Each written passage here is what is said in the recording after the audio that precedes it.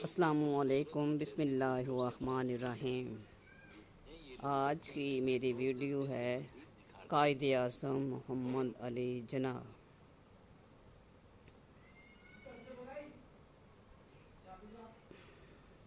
بسم اللہ الرحمن الرحیم۔ السلام علیکم۔ السلام علیکم، بسم اللہ الرحمن الرحیم۔ آج میری ویڈیو کا عنوان ہے قائد اعظم کے دلچسپ واقعات۔ عظیم لوگوں کو قدرت کچھ ایسی خوبیوں سے نوازتی ہے جنہیں یہ لوگ اپنی محنت اور جذبے سے مزید نکھارتے ہیں۔ ایسی خوبیوں سے نوازتی ہے، محنت اور جذبے سے مزید نکھارتے ہیں۔ السلام علیکم، بسم اللہ الرحمن الرحیم۔ آج میری ویڈیو کا عنوان ہے قائد اعظم محمد علی جناح کے دلچسپ واقعات۔ عظیم لوگوں کو قدرت کچھ ایسی خوبیوں سے نوازتی ہے جنہیں یہ لوگ اپنی محنت اور جذبے سے مزید نکھارتے ہیں، اور ان خوبیوں کی بنا پر تاریخ میں ہمیشہ کے لیے ان کا نام سنہری الفاظ میں محفوظ ہو جاتا ہے۔ قائد اعظم کی ذہانت، قابلیت، ایمانداری اور اصول پسندی کے نہ صرف مسلمان معترف تھے بلکہ ہندو اور انگریز بھی ان کی غیر معمولی صلاحیتوں کا اعتراف کرتے تھے۔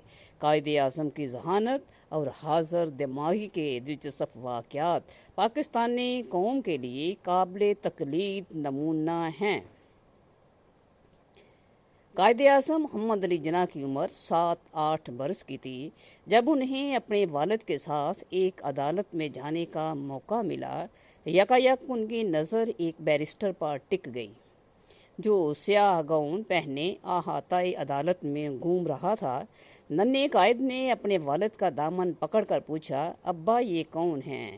والد صاحب نے جواب دیا، بیٹا یہ وکیل ہیں۔ قائد اعظم نے حیرت سے سوال کیا کہ ابا یہ کیا کرتا ہے؟ والد صاحب نے بتایا، یہ لوگوں کے مقدمے لڑتا ہے۔ ننھے قائد نے بے ساختہ اپنے والد سے کہا، تو میں بھی بیرسٹر ہی بنوں گا اور لوگوں کے لیے مقدمے لڑوں گا۔ کہا جاتا ہے کہ ان کے والد انہیں اپنے بزنس میں شریک کرنا چاہتے تھے، مگر بیٹے کی ضد اور دوستوں کے مشورے سے اپنا ارادہ ترک کر دیا، اور یوں قائد اعظم کو قانون کی اعلیٰ تعلیم کے لیے انگلستان جانے کی اجازت مل گئی۔ دوران طالب علمی وطن سے ہزاروں میل دور قائد اعظم کو اپنے ملک پر بہت ناز تھا۔ وہ اکثر انگریز ہم جماعتوں اور دیگر طلباء سے الجھ جاتے۔ ان کی آزاد پسندی انہیں ہر ہندوستانی رہنما کے قریب لے جاتی۔ 16 سال کی عمر میں انگلستان کے سفر پر روانہ ہوئے۔ 1890 کے عشرے میں ایک عام ہندوستانی کی زندگی میں انگلستان کا سمندری سفر نہایت غیر معمولی اور بڑا واقعہ تصور کیا جاتا تھا۔ بحری جہاز میں مسافروں کی اکثریت انگریزوں پر مشتمل تھی۔ ایسے میں 16 سال کے اس نوجوان کی تنہا بحری جہاز پر موجودگی بہت سے لوگوں کے لیے بڑی حیرت اور تعجب کی بات تھی۔ انگریز مسافروں میں سے ایک اس یکتا تنہا نوجوان پر مہربان ہو گیا جس کی ظاہری شکل و صورت میں لڑکپن کی جھلک بدستور نمایاں تھی، مگر جس انداز میں اپنی عمر سے کہیں بڑے شخص کی خود اعتمادی موجود تھی۔ اس انگریز نے محمد علی جناح سے پوچھا کہ وہ کس غرض سے انگلینڈ جا رہے ہیں، اور یہ کہ وہ وہاں کسی کو جانتے ہیں، انگلینڈ میں ان کا قیام کہاں ہوگا اور وہ زندگی میں کیا بننا چاہتے ہیں۔ نوجوان محمد علی جناح نے اس بوڑھے انگریز کو کافی متاثر کیا۔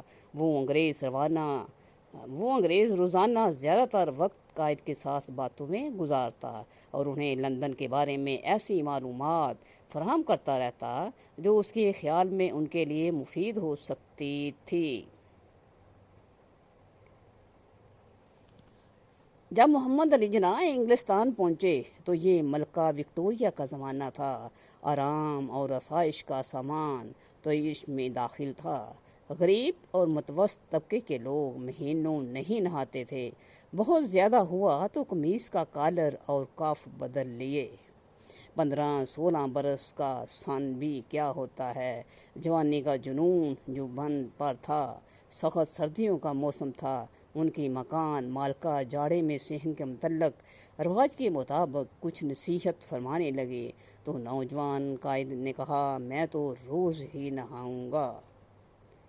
اولڈ لیڈی نے جواب دیا، لیکن تمہیں گرم پانی تو نہیں مل سکتا۔ قائد اعظم نے انتہائی خود اعتمادی سے جواب دیا کہ نہ صحیح، میں ٹھنڈے پانی سے ہی نہا لوں گا۔ جب دوسرے روز صبح نہانے کے لیے غسل خانے میں داخل ہوئے تو رات کو سردی کی شدت سے ٹب کا پانی سطح پر سے ہلکا سا جم چکا تھا۔ محمد علی جناح نے ایک مکہ مار کر قہر کی تہ کو توڑ دیا اور آنکھیں بند کر کے ٹب میں کود پڑے۔ یہ واقعہ خود انہوں نے اپنے پرائیویٹ سیکرٹری کو سنایا تھا۔ سردی اپنے عروج پر تھی اور محمد علی جناح نے محسوس کیا کہ لندن میں زندگی قدرے اداسی کا شکار تھی۔ وہ اس قدر شدید موسم کے عادی نہیں تھے۔ وہ روزانہ بگی پر اپنے ہوٹل سے دفتر جانے کی عیاشی کے متحمل نہیں ہو سکتے تھے۔ چنانچہ انہیں لندن کے بھیگے ہوئے سرد موسم میں کافی فاصلہ پیدل ہی کرنا پڑتا تھا۔ گراہمز اینڈ کمپنی کے صدر دفتر میں جہاں قائد کام کیا کرتے تھے، چند لوگوں سے الیک سلیک کے سوا کسی کو جانتے تک نہیں تھے۔ لندن جیسے بڑے شہر کا قائد اعظم جیسے تنہا شخص پر بہت گہرا دباؤ تھا۔ شدید سردی اور موسلا دھار بارشوں سے ان کے پٹھے اور ہڈیاں تک یخ ہو جاتی تھیں اور وہ خود کو بہت حد تک تکلیف میں محسوس کرتے تھے، مگر پھر آہستہ آہستہ وہ لندن کی زندگی کے عادی ہو گئے۔ لندن سے فارغ التحصیل ہو کر لوٹے تو والد کا کاروبار تباہ ہو چکا تھا۔ مالی پریشانیاں ان کے خاندان کو گھیرے ہوئے تھیں۔ سارے کنبے کا بوجھ نوجوان محمد علی جناح کے کاندھوں پر آ پڑا۔ حالات کا تقاضا اور والد کا اصرار تھا کہ نوکری کر لو۔ 500-600 روپے ماہوار سے ایک متوسط گھرانے کی بخوبی گزر بسر ہو جاتی تھی۔ والد اب معمر ہو چکے تھے۔ 4 بہنوں اور چھوٹے بھائی سمیت سب کی نظریں محمد علی جناح پر ہی لگی ہوئی تھی، لیکن قائد نے حزب حالی کے آگے سر نہیں جھکایا۔ قائد اعظم نے ایک بار پھر بتایا کہ میں روزانہ پیدل عدالت جایا کرتا تھا۔ اتفاق سے کبھی دیر ہو جاتی تو مجھے سواری لینے کا خیال آتا، لیکن ایک اکنی ٹرام پر خرچ کرنے سے پہلے 99 بار سوچتا اور آخری فیصلہ یہی ہوتا کہ یہ ایک آنا بھی نظر انداز کرنا ہی مناسب ہوگا۔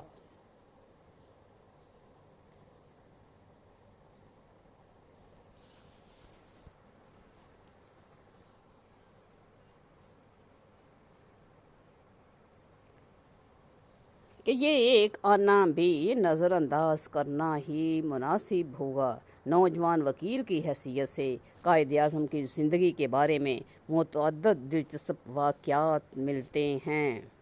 قائد اعظم نے اپنی وکالت کا آغاز بمبئی میں وکٹورین عہد کی ایک عمارت سے کیا۔ بمبئی میں کچہری کی عمارت کے ایک حصے میں حوالات اور دوسرے میں ایک لمبا چوڑا ہال تھا، جس کے ایک کونے میں نوجوان جناح نے اپنی وکالت کا پہلا دفتر قائم کیا۔ محمد علی جناح کے مزاج میں بڑی بے باکی تھی، لیکن انہوں نے جو کہا تھا کر دکھایا۔ اپنی وکالت جمانے کے بعد انہوں نے بمبئی کے دوسرے تمام وکیلوں سے زیادہ روپیہ اور روپے سے بھی زیادہ نیک نامی اور اچھی شہرت کمائی۔ اس زمانے میں محمد علی جناح کے مالی حالات اچھے نہ تھے، لیکن اس وقت بھی ان کا عمدہ سلا ہوا لباس ان کا طرز امتیاز ہوتا تھا، اور اس مشکل وقت میں بھی انتہا کی خود اعتمادی اور بے باکی کے ان کے مزاج کا حصہ تھی۔ ان کی دیانت بھی انتہا درجے کی تھی۔ ایسا ممکن نہیں کہ انہوں نے کوئی ناانصافی یا ہیر پھیر کیا ہو۔ تیسرے درجے کی یہ گھٹیا باتیں ان کی فطرت کے خلاف تھیں۔ ان کی قسمت نے صحیح معنوں میں 1903 میں پلٹا کھایا۔ उस वक़्त जेम्स मैक डॉनल्ड नामी स्कॉटलैंड का एक बाशिंदा बम्बई कॉरपोरेशन का मेयर था। वो नहायत अहम शख्स था और कॉरपोरेशन के तमाम शोबों पर छाया हुआ था। एक दिन हाई कोर्ट में एक बड़ा मुकदमा सुना जा रहा था और अदालत का कमरा इंतहाई भर गया था कि उसके दरवाजे बंद करना पड़े। कमरा अदालत का एक हिस्सा हस्बे दस्तूर वकाला के लिए मखसूस था, लेकिन जब जना अंदर आए तो उसमें एक कुर्सी भी खाली ना थी। जना ने देखा कि वकीलों की कुर्सियों में से एक पूर्व शहर के मेयर मैकडॉनल्ड बैठे हैं। जना ने उनसे कुर्सी खाली करने को कहा। जब वो ना माने तो जना ने अदालत के रीडर से शिकायत की और मुतालबा किया कि मैकडॉनल्ड साहिब को कुर्सी से उठाया जाए, क्योंकि ये कुर्सियां सिर्फ वकला के लिए मखसूस हैं। रीडर हिचकिचाया कि वो मेयर को कैसे उठाए, मगर जना ने धमकी दी कि वो जज से शिकायत करेंगे, क्योंकि ये बात ज़ाब्ते के ख़िलाफ़ हो रही है और कोई भी शख्स जो किसी भी हैसियत का मालिक हो वकला की कुर्सी पर नहीं बैठ सकता। उस पर बेचारा रीडर मजबूर होकर मिस्टर मैकडॉनल्ड के पास गया और उनसे कुर्सी खाली करवा ली। मैकडॉनल्ड भी गैर मामूली आदमी था। बजाय नाराज़ होने के उसने कुर्सी छोड़ दी और मिस्टर जना की असूल परस्ती और दलेरी से इस कदर मुतासर हुआ कि कुछ दिन बाद उसने मिस्टर जना को अपने दफ्तर में बुला लिया और 1000 रुपये माहाना पर कॉरपोरेशन का वकील मुकर्रर कर दिया। मोहम्मद अली जना की खुद इत्मादी हैरत अंगेज़ थी। एक मरतबा एक जज ने किसी मुकदमे की समाअत के दौरान उनकी अंदाज़े खताबत पर बिगड़ कर कहा, मिस्टर जना, याद रखिए कि आप किसी तीसरे दर्जे के मजिस्ट्रेट के सामने बहस नहीं कर रहे। मोहम्मद अली जना ने बरजस्ता जवाब दिया, जनाब आली, आपके जज से मैं भी आपको बताना चाहता हूँ कि जनाब के सामने भी उस वक़्त कोई तीसरे दर्जे का वकील नहीं है। एक मरतबा एक अमीर हिंदू ज़िम्मेदार ने मिस्टर जना की भारी फीस पर उनसे इख्तजाज किया तो वो मिस्टर जना बोले, क्या आप 3rd क्लास के टिकट पर 1st क्लास में सफ़र करना चाहते हैं? मेरी जो फ़ीस है वो मेरे काम के मुताबिक है। आपको मंजूर नहीं तो कोई दूसरा वकील कर लें जो आपकी तजवीज़ करदा फ़ीस पर काम करने के लिए तैयार हो। कायदे आज़म तबान नहायत हाज़िर जवाब वाक़या हुए थे और ये बात गालिबन उन्हें अदालतों से विरसे में मिली थी, उनकी तबीयत में भी और मजाज में भी। एक बार गांधी जना मुलाकात के दौरान गांधी ने उनसे कहा, जना, तो तुमने तो मुसलमानों पर साकर कर दिया है। उस अमल को कहते हैं जिससे आदमी पर एक ख्वाब सा तारी हो जाता है। कायदे आज़म ने फ़ौरन जवाब दिया, और तुमने हिंदुओं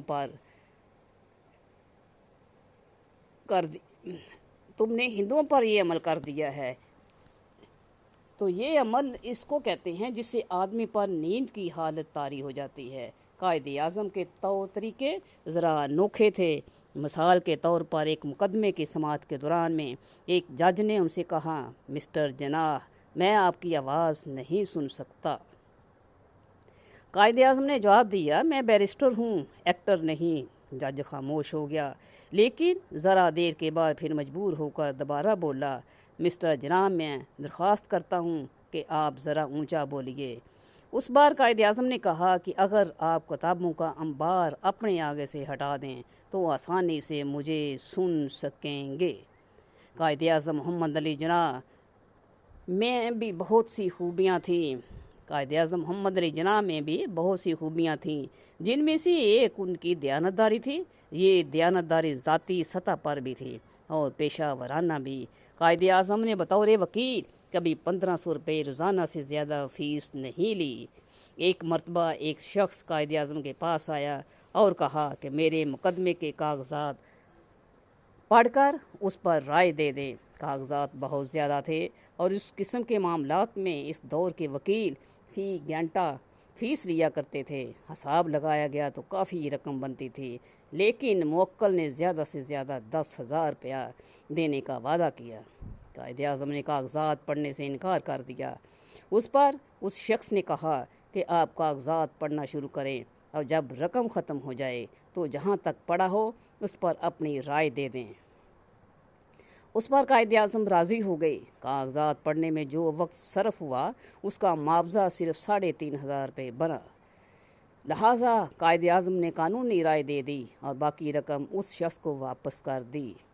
حالانکہ وہ شخص تیار تھا کہ میرا کام ہو گیا، آپ بطور فیس پوری رقم یعنی 10,000 روپے رکھ لیں، مگر قائد اعظم نے کہا میری محنت کا معاوضہ اتنا ہی بنتا ہے، اس لیے میں اس سے زیادہ رقم نہیں لے سکتا۔ اس زمانے میں بمبئی کے ایک مشہور تاجر کو کسی الزام کے سلسلے میں عدالت میں طلب کیا گیا۔ وہ قائد اعظم کے پاس گئے اور ان سے پوچھا کہ آپ مقدمے کی کتنی فیس لیں گے؟ قائد اعظم نے صاف طور پر جواب دیا 500 روپے روزانہ۔ تاجر نے پوچھا مقدمہ کتنے عرصے چلے گا؟ میرے پاس کل 5,000 روپے ہیں، کیا آپ یہ ساری رقم بطور معاوضہ قبول کریں گے خواہ مقدمہ کتنی دیر لڑنا پڑے؟ لیکن قائد اعظم اپنی بات پر اڑے رہے اور کہا کہ میں یہ رقم قبول نہیں کروں گا، میری فیس 500 روپے روزانہ ہے، یا تو آپ اس فیس پر مجھے اپنا وکیل کریں یا کوئی اور وکیل تلاش کریں۔ تاجر نے ان کی شرط منظور کر لی۔ قائد اعظم نے 3 دن میں مقدمہ جیت لیا۔ ان کی فیس 1,500 روپے بنی جو انہوں نے باخوشی قبول کر لی۔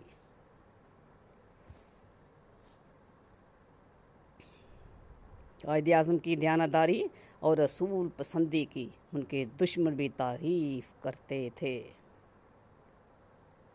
ایک مرتبہ مسٹر ٹینس نے، جو مرہٹی زبان کی اخبار کیسرا کی ایڈیٹر تھے، کہا کہ مجھے اس بات پر غصہ آتا ہے کہ تعجب ہے کہ مسلمانوں میں سے محمد علی جناح نام کے اس شخص کی قیمت کوئی نہیں لگا سکتا، کیونکہ یہ بک نہیں سکتا۔ بالعموم لوگ کسی نہ کسی قیمت پر بالآخر بک جاتے ہیں، مگر جناح ناقابل تسخیر ہے۔ جب ان سے کہا گیا کہ یہ بات تو فخر کرنے کی ہے کہ ہندوستان میں نہ بکنے والے لوگ موجود ہیں، تو وہ بولے ہمارے درمیان ایسے لوگ کہاں ہیں، پورے ہندوستان میں جناح تو صرف ایک ہے۔ پھر انہوں نے ایک سرد آہ بھری اور کہا میں ناز ہی نہیں کرتا، میں تو محمد علی جناح کی پرستش کرتا ہوں۔ کاش ہم ہندوؤں میں کوئی آدھا جناح بھی پیدا ہو جائے تو ہمارے بہت سے مسئلے حل ہو جائیں۔ جب قائد اعظم کو یہ بات بتائی گئی تو انہوں نے صرف اتنا کہا میں مسٹر ٹینس کا ممنون ہوں، اور بات کاٹ دی۔ دراصل قائد کو اپنی تعریف سننا پسند نہیں تھا، اور جوں ہی ان کے منہ پر تعریف کی جاتی تو وہ فوراً گفتگو کا رخ تبدیل کر دیا کرتے تھے۔ ایک مرتبہ ان کے سولیسٹر نے ایک موکل ان کے پاس یہ کہہ کر بھیجا کہ اس کے پاس مقدمے کے لیے زیادہ پیسے نہیں ہیں۔ قائد اعظم نے مقدمہ لے لیا، مگر وہ یہ مقدمہ ہار گئے، لیکن انہیں یقین تھا کہ اس مقدمے میں جان ہے، اس لیے انہوں نے مشورہ دیا کہ اس کی اپیل دائر کی جائے۔ سولیسٹر نے انہیں یاد دلایا کہ موکل کے پاس اخراجات کی فیس کے لیے پیسے نہیں۔ قائد اعظم نے سولیسٹر سے کہا کہ اپیل دائر کرنے کے اخراجات کا کچھ حصہ وہ اپنی جیب سے دے اور کچھ حصہ میں چھوڑ دیتا ہوں، کیونکہ مجھے یقین ہے کہ موکل کو انصاف مل سکتا ہے۔ سولیسٹر مان گیا۔ قائد اعظم نے مقدمہ دائر کیا اور اپیل میں جیت گئے۔ لیکن جب سولیسٹر نے انہیں موکل سے مزید فیس دلوانا چاہی، جو بہت ہی خوش تھا اور مزید فیس دینا چاہتا تھا، تو قائد اعظم نے یہ کہہ کر رقم لینے سے انکار کر دیا کہ میں نے مقدمہ بغیر فیس کے لڑنے کا وعدہ کیا تھا، میں اپنا وعدہ نہیں توڑ سکتا۔ ایک اور وکیل نے بھی اسی طرح کا ایک واقعہ سنایا کہ قائد اعظم کا ایک موکل عدالت میں ان کی کارکردگی سے اتنا متاثر ہوا کہ اس نے مقررہ معاوضے کے علاوہ ان کو مزید کچھ رقم بھیج دی۔ कायद आज़म ने वो फाजिल रकम एक पर्चे पर ये इबारत लिखकर वापस लौटा दी कि आप मुझे जितनी रकम दे चुके हैं फीस उतनी ही तय हुई थी, बकाया रकम वापस भेज रहा हूँ क्योंकि उसे रखना बेअसूली है। एक बार हैदराबाद दक्कन में कायद आज़म को एक मुकदमे की पैरवी के लिए जाना था, मगर किसी वजह से वक्त पर ना पहुंच सके। एक और नामवर वकील वहां मौजूद थे। उस वकील ने अदालत से इल्तवा की, दरख्वास्त की, मगर वो कबूल ना हुई और लामहला वकील साहब को मुकदमे का आगाज़ करना पड़ा। दूसरे दिन कायद आज़म वहाँ पहुँचे तो वकील साहब ने उनसे दरख्वास्त की कि जनाब अब कार्रवाई आप अपने हाथ में ले लें, मगर कायद ने इनकार कर दिया क्योंकि उनकी नज़र में ये वकालत के पेशे के आदाब के ख़िलाफ़ था। उन्होंने कहा कि मशवरा देने के लिए तो मैं तैयार हूँ, मगर जीरा नहीं करूँगा, वो आप ही करेंगे। अब ये आपका हक है क्योंकि आपने केस की पैरवी शुरू कर दी है। ये कहकर कायद आज़म मोहम्मद अली जिन्ना ने फ़ीस भी वापस कर दी। कायद आज़म को बनावट और ज़ाहरदारी से किस कदर नफ़रत थी, उसका अंदाज़ा इस वाक़े से लगाया जा सकता है कि एक मरतबा सूबा सरहद के एक दौरे पर मुस्लिम लीग के मुखालफिन ने साजिश तैयार की कि कायद आज़म के दौरे को हर सूरत नाकाम बनाएंगे। उन्होंने सादालू मुसलमानों को कायद से दूर करने के लिए पेशावर और सूबा सरहद के बाकी इलाकों में प्रोपेगेंडा किया कि कायद आज़म अंग्रेज़ी लिबास और अंग्रेज़ी हैट पहनते हैं, उनका मकामी लोगों से कोई तअल्लुक़ नहीं है। एक मकामी लीडर पीर बख्श ये प्रोपेगेंडा सुनकर कायद के पास आए और उन्हें मशवरा दिया कि वो शाम के जलसे में अंग्रेज़ी टोपी के बजाय रूमी टोपी पहन कर जाएं। कायद ने जब ये मशवरा सुना तो गुस्से में बोले, मिस्टर पीर बख्श, मैं मकरू फ़रेब की सियासत को पसंद नहीं करता, मैं मुसलमानों के साथ फ़रेब नहीं करता, मैं जो लिबास पहनता हूँ वही पहनकर पेशावर के मुसलमानों के सामने स्टेज पर जाऊँगा। लोगों को ये नहीं देखना चाहिए कि मैं किस किस्म का लिबास पहनता हूँ, बल्कि उन्हें ये देखना चाहिए कि मैं क्या कह रहा हूँ। यूँ कायद आज़म अंग्रेज़ी लिबास पहनकर इस जलसे में गए और तकरीर की। उन्होंने कहा, मैं उर्दू अच्छी तरह नहीं बोल सकता, लेकिन उसे बाखूबी समझ लेता हूँ। मैं जो बात कहना चाहता हूँ आप मेरी बात गौर से सुनें और जो लोग उसे सही समझते हैं मेरा साथ दें, क्योंकि मुसलमानों के लिए इसी में बेहतरी है। कायद आज़म की इसी साफ गोई ने ना सिर्फ उनके लिए मुसलमान बरसगीर के दिल में इज़्ज़त और एहतराम पैदा किया, बल्कि ज़ाहिरदारी और मुनाफ़क़त से उनकी नफ़रत ने बिल आखिर एक सच्चे और खरे लीडर की हैसियत से उन्हें तारीख़ आलम में एक बाइज़्ज़त और बावक़ार मकाम अता किया। कायद आज़म की बेगम रती जिन्ना भी अपने जर्री और बहादुर शोहर की तरह हक गोई और बेबाकी में अपनी मिसाल आप थी। बेगम रती जिन्ना हिंदुस्तान के वाइसराय लॉर्ड रीडिंग की कायद आज़म समेत दोपहर के खाने पर मदऊ थीं। बातों बातों में वाइसराय ने बड़े दुख भरे अंदाज में कहा, मिसिस जिन्ना, मेरी बड़ी ख्वाहिश रही है कि मैं जर्मनी जाऊं, मगर अफसोस कि मैं जा नहीं सकता। बेगम जिन्ना ने वाइसराय से पूछा, आप जर्मनी क्यों नहीं जा सकते?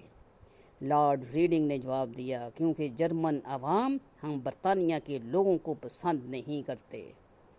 बेगम जिन्ना ने लॉर्ड रीडिंग की तरफ देखते हुए बड़ी मासूमियत से पूछा, तो फिर आप हिंदुस्तान कैसे चले आए? वाइसराय हिंद लॉर्ड रीडिंग का चेहरा यकदम बुझ गया। बेगम जिन्ना ने बड़ी मासूमियत और सादगी से उन्हें एहसास दिलाया था कि हिंदुस्तान के लोग भी उन्हें और उनकी हुकूमत को पसंद नहीं करते। ऐसी बात बड़े सलीके और तरीके से कायद आज़म की बेगम ही कह सकती थी, इसके अलावा कोई और नहीं कह सकता था। अकाबरीन कहते हैं कि ऐसा मालूम होता था कि मोहम्मद अली जिन्ना में कोई पोशीदा हिस्स ऐसी थी जिसकी मदद से उन्हें मुकदमे के छुपे हुए पहलू और उसकी दिक्कतें आसानी से नज़र आ जाती थीं। وہ اپنے مقدمے کے اہم نقطے بڑی خوبی سے نکالتے اور پھر آہستہ آہستہ لفظ با لفظ انہیں جج کو سمجھاتے۔ ان کی بحث جذبات کے جوش اور گرمی سے پاک خالص منطقی ہوتی تھی۔ ایک وکیل نے ایک اور قصہ سنایا کہ مسٹر جناح کے زمانے میں ہائی کورٹ میں ایم اے سوم جی نامی ایک اور وکیل تھا جو عمر میں ان سے چھوٹا تھا۔ سوم جی بعد میں ہائی کورٹ کے جج ہو گئے۔ ایک مقدمے میں جناح اور سوم جی مخالف فریقوں کی طرف سے پیش ہو رہے تھے۔ سوم جی کسی اور عدالت میں بحث کر رہے تھے کہ یکایک مسٹر جناح والے مقدمے کی آواز پڑ گئی۔ سوم جی کی منشی نے مسٹر جناح سے مختصر التوا کی درخواست کی کہ اگلی تاریخ لے لیں۔ مسٹر جناح نے انکار کر دیا۔ منشی نے جج سے مدد چاہی تو جج نے کہا کہ اگر مسٹر جناح مان جائیں تو مجھے اگلی تاریخ دینے پر کوئی اعتراض نہیں، لیکن مسٹر جناح راضی نہ ہوئے اور بولے میرے فاضل دوست سوم جی کا فرض ہے کہ وہ ذاتی طور پر مجھ سے التوا کی درخواست کرتے۔ آج بحث کا وقت مقرر ہے اور اصولی طور پر میں اپنے موکل کے مفاد کو نظر انداز نہیں کر سکتا۔ قائد اعظم اپنی پوزیشن کی بنیاد پر مراعات لینے کو شدید ناپسند کرتے تھے۔ قائد اعظم محمد علی جناح کی زندگی کا ایک نہایت دلچسپ واقعہ ان کے دورہ لاہور میں پیش آیا۔ جب 3 مارچ 1941 کو قائد اعظم ریلوے اسٹیشن کے نزدیک واقع ایک مسجد میں نماز عصر ادا کرنے کے لیے تشریف لائے۔ مسجد نمازیوں سے کھچا کھچ بھری ہوئی تھی۔ اچکن اور چوڑی دار پاجامے میں ملبوس قائد کو دیکھتے ہی لوگوں میں ہلچل مچ گئی، لیکن قائد اعظم کے ایک اشارے نے نظم و ضبط کو بگڑنے نہ دیا۔ لوگوں نے انہیں اگلی صف میں جگہ دینے کے لیے راستہ بنایا، مگر قائد نے اگلی صف میں بیٹھنے سے انکار کرتے ہوئے کہا، میں چونکہ دیر سے پہنچا ہوں اس لیے میری جگہ یہی ہے جہاں ہونی چاہیے۔ قائد نے پچھلی صف میں ہی بیٹھ کر نماز ادا کی۔ نماز کے بعد ہر شخص کی خواہش تھی کہ وہ اپنے قائد کے جوتے اٹھانے کی سعادت حاصل کرے۔ کئی لوگ اصرار کر رہے تھے مگر قائد اعظم نے سختی سے منع کر دیا اور اپنے جوتے خود اٹھائے۔ کچھ لوگوں نے ان سے جوتے لینے چاہے تو انہوں نے جوتوں پر گرفت مضبوط کر دی اور لوگوں کے درمیان ننگے پاؤں چلتے رہے اور کسی شخص کو اپنے جوتے اٹھانے کی زحمت نہ دی۔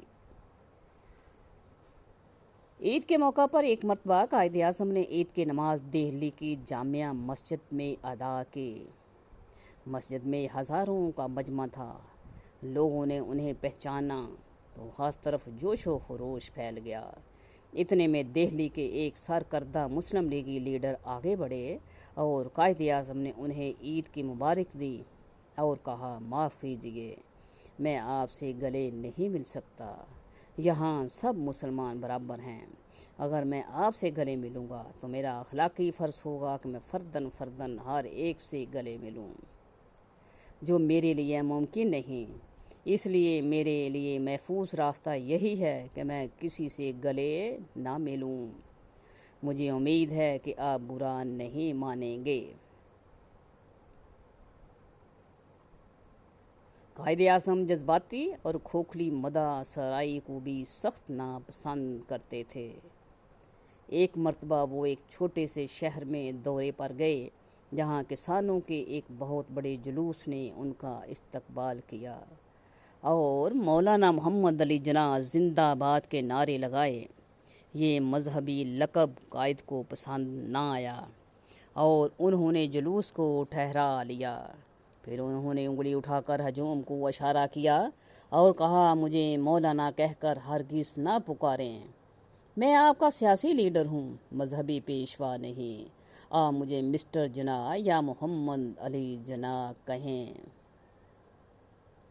1928 میں کلکتہ کانفرنس میں جہاں قائد اعظم نے بڑی خوبی اور قابلیت سے مسلمانوں کی وکالت کی مگر ان کے مطالبات رد کر دیے گئے۔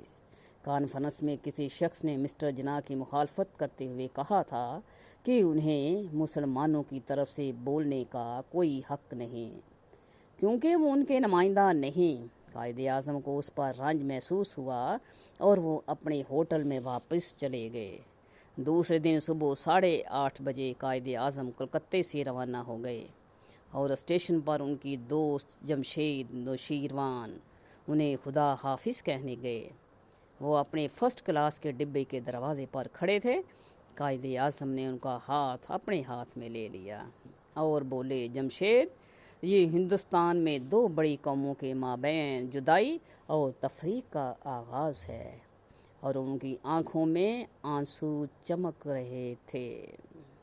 کچھ لوگ تاریخ کی دھارے کو تبدیل کر دیتے ہیں، جبکہ ان میں سے بھی کچھ دنیا کے نقشے میں ترمیم کرتے ہیں۔ ان میں بہت ہی کم لوگ نئی قومیت پر ملک تعمیر کرنے کا صحرا سر پر سجاتے ہیں، اور جناح نے یہ تینوں کام کر دکھائے۔ ایک مرتبہ دہلی میں آل انڈیا مسلم لیگ کا جلسہ ہو رہا تھا۔ ایک شخص نے نعرہ لگایا، شہنشاہ پاکستان زندہ باد۔ قائد اعظم خوش ہونے کے بجائے خفا ہوئے اور کہنے لگے، دیکھیے حضرات، آپ لوگوں کو اس قسم کی باتیں نہیں کرنی چاہیے۔ پاکستان میں کوئی بادشاہ نہیں ہوگا، وہ مسلمانوں کی مملکت ہوگی جہاں سب مسلمان برابر ہوں گے۔ قائد اعظم ایک روز بمبئی میں مسلم لیگ کے جلسے میں شرکت کے لیے تشریف لیے جا رہے تھے۔ راستے میں انہوں نے اپنے ساتھی پیز صاحب سے پراؤڈ کے معنی پوچھے۔ انہوں نے بتایا کہ اس کا مطلب مغرور ہوتا ہے۔ قائد اعظم نے جلسہ گاہ میں تقریر کے دوران اردو جملہ بولتے ہوئے یہ لفظ اس طرح استعمال کیا کہ میں مغرور ہوں کہ میں مسلمان ہوں۔ ساتھ انہوں نے احتیاطاً پراؤڈ کا لفظ بھی بول دیا۔ واپسی پر پیرزادہ صاحب نے ان سے عرض کیا کہ آپ پورے جملے کا اردو مطلب دریافت فرماتے تو میں آپ کو بتاتا کہ پراؤڈ ان معنوں میں استعمال نہیں ہوتا، اور آپ کو کہنا چاہیے تھا مجھے اپنے مسلمان ہونے پر فخر ہے۔ اس پر قائد اعظم نے فرمایا، میں اپنی تقریر یا اس کا کوئی اقتباس قبل از وقت کیسے افشا کر سکتا تھا؟ بظاہر یہ ایک معمولی واقعہ ہے، لیکن اس سے قائد کے اس عزم کا اظہار ہوتا ہے جو وہ صحیح اور غلط کے مابین واضح فرق کو اپنے ذہن میں رکھتے تھے۔ قائد اعظم کے ذاتی دوست ایم.اے. اصفہانی اپنی کتاب میں لکھتے ہیں، 1935 کے گورنمنٹ آف انڈیا ایکٹ کے تحت پہلے عام انتخابات کے بعد 5 اکتوبر سے 18 اکتوبر تک لکھنؤ میں مسلم لیگ کا عظیم الشان اجلاس منعقد ہوا۔ قائد اعظم اور مسلم لیگ کے سرکردہ رہنماؤں کی تقاریر سننے کے لیے 50,000 سے زائد افراد جمع تھے۔ جلسہ عام شروع ہونے سے 1 گھنٹہ پہلے چودھری خلیق الزمان قائد اعظم کے عارضی قیامگاہ پر اس دن کے پروگرام پر نظر ڈالنے کی غرض سے موجود تھے کہ نواب اسماعیل خان بھی اس دیوان خانے میں آ گئے۔ اس وقت وہ ایک سیاہ سموری ٹوپی اوڑے ہوئے تھے۔ قائد اعظم نواب صاحب کی ٹوپی کی طرف متوجہ ہوئے اور کہا کہ آپ یہ ٹوپی تھوڑی دیر کے لیے مجھے دے سکتے ہیں؟ نواب اسماعیل خان نے اپنی روایتی خوش اخلاقی کے تحت ٹوپی جناح صاحب کو دے دی اور درخواست کی کہ آپ اسے اوڑے رہیں۔ قائد اعظم نے ٹوپی اوڑھ لی اور صاحب اس کی تعریف کر رہے تھے تو وہ اٹھ کر ملحقہ خوابگاہ میں چلے گئے اور آئینے کے سامنے کھڑے ہو کر سب کی رائے کا محاسبہ کرنے لگے۔ ہم نے قائد اعظم سے اصرار کیا کہ وہ یہ ٹوپی اوڑے رہیں اور اسی طرح اجلاس میں شریک ہوں۔ انہوں نے یہ تجویز مان لی۔ قائد اعظم پنڈال میں داخل ہوئے تو لوگوں نے زوردار تالیوں اور اللہ اکبر کے فلک شگاف نعروں سے ان کو خوش آمدید کہا۔ ڈائس، کرسیوں اور دریوں پر جتنے لوگ بیٹھے تھے وہ سب آہستہ یا بلند آواز میں اس ٹوپی اور شیروانی کی تعریف کرنے لگے جو قائد اعظم اس تقریر میں پہلی مرتبہ زیب تن کیے ہوئے تھے۔ उस मौका पर कायद-ए-आज़म और वहाँ पर मौजूद सब लोग बहुत ही खुश थे। लखनऊ के उस अजलास के बाद शहर के बहुत से नौजवानों और मुअम्मर अफराद ने यह टोपी ओढ़ना शुरू कर दी, जो कायद-ए-आज़म की बदौलत रातों रात मकबूल हो गए थे। हिंदुस्तान के मुसलमानों ने बहुत कलील मुद्दत में ये टोपी अपना ली। चुनाचे मुल्क भर के मुसलमानों में भी ये टोपी इतनी ही पसंद की जाने लगी और उसे जनाब कैप कहा जाने लगा। क़याम पाकिस्तान से कुछ देर पहले एक मुसलमान सिविल अफसर सेंट्रल एंटली जिनस में मुतय्यन था। उसकी दिली हमदर्दियाँ पाकिस्तान के साथ थीं। एक रोज़ इत्फाकन उसके हाथ एक फ़ाइल लगी, जिसे पढ़कर उसे पता चला कि हिंदू लीडर दर पर्दा ऐसे मंसूबे बना रहे हैं कि पाकिस्तान के बनते ही उसे अपाहज बना दिया जाए। मुसलमान अफसर ने महसूस किया कि उस अमर से कायद-ए-आज़म को ख़बरदार किया जाना चाहिए, क्योंकि पाकिस्तान के ख़िलाफ़ बहुत बड़ी साजिश तैयार की जा रही है।